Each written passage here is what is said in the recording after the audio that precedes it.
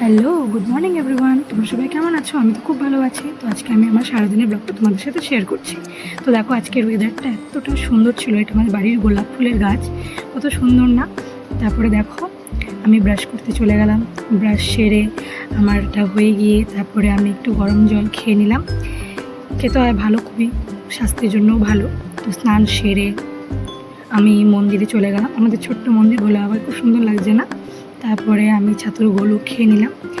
ছাতুর গোলটা খাওয়া হয়ে গিয়ে তারপরে আমি ফ্রুটস খেয়ে নিলাম, দৈনিককার খাবার যেটা আমি খাই। এটা তো খুবই টেস্টি ছিল, বাবা এনেছিল আজকে ম্যাঙ্গো ফ্রুটস। খুবই টেস্টি ছিল, ইয়াম্মি ছিল, মুখে লাগার মতন।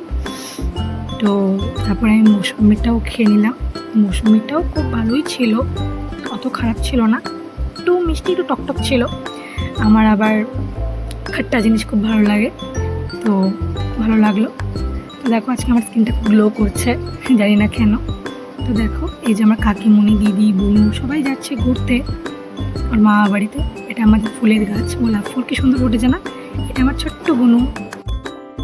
দেখো, আমার মা রেঁধেছিল ডাল, তারপরে চুনো মাছের চচ্চড়ি, তারপরে বাটা মাছ দিয়ে, আলু বেগুন দিয়ে, আলু ঝিঙ্গা দিয়ে ঝোল। তো দেখো, আমি লাঞ্চটাও সেরে ফেললাম। এবার রাত্রে ডিনারটা তো আজকে খুবই ইয়াম্মি ছিল। বাবা আজকে বিরিয়ানি এনেছিল, খুবই টেস্টি। আর আমার তো এভাবে খেতে খুবই ভালো লাগে। কার কীরকম করে খেতে ভালো লাগে প্লিজ আমাকে কমেন্ট করে জানিও। পেঁয়াজ নিয়ে, আলু নিয়ে, মাংসের সলিড পিস নিয়ে একটু এরকম করে খেতেও খুবই ভালো লাগে আমার। তো দেখো, আজকের মতো আমি আজকে ব্লগটা এন্ড করছি। তো পরের ব্লগে দেখা হচ্ছে। Tata, bye bye.